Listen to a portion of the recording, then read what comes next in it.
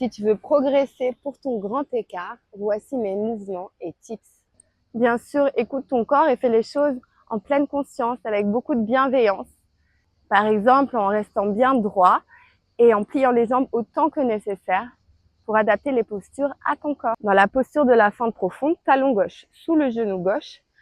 Inspire, ouvre les bras en cactus, plie jambe gauche le plus possible, relâche les mâchoires et expire, tends la jambe gauche.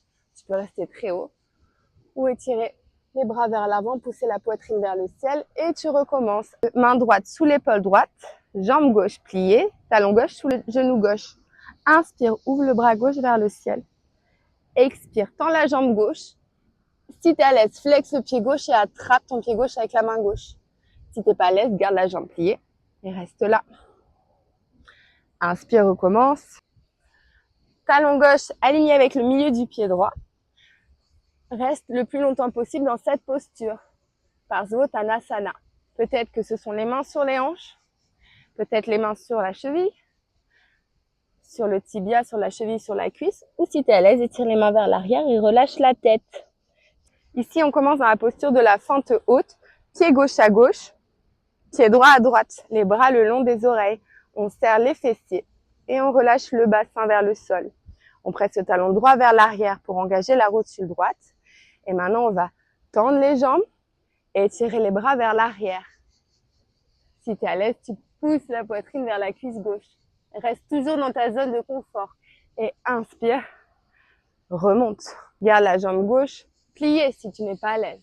À partir de la posture du grand écart inversé, par exemple sur le pied gauche, on va expirer, tendre la jambe droite le plus haut possible, pousser la poitrine vers la cuisse gauche et expire, tape l'arrière de la cheville gauche avec le pied droit.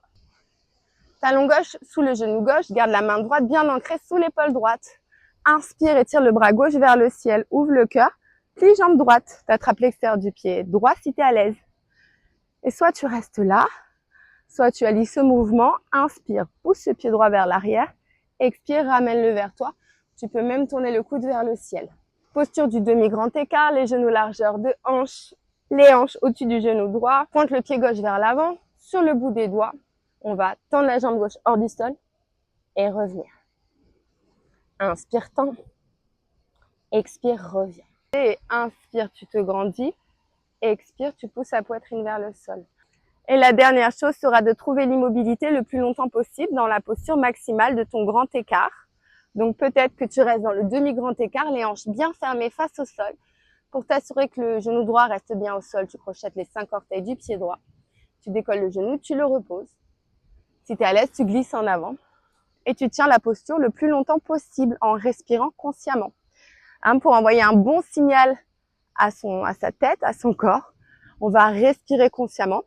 On peut même faire un petit sourire de dauphin, commissure des lèvres vers le haut. Notre corps croit qu'on est en plein kiff et il se détend et on progresse dans la posture du coup.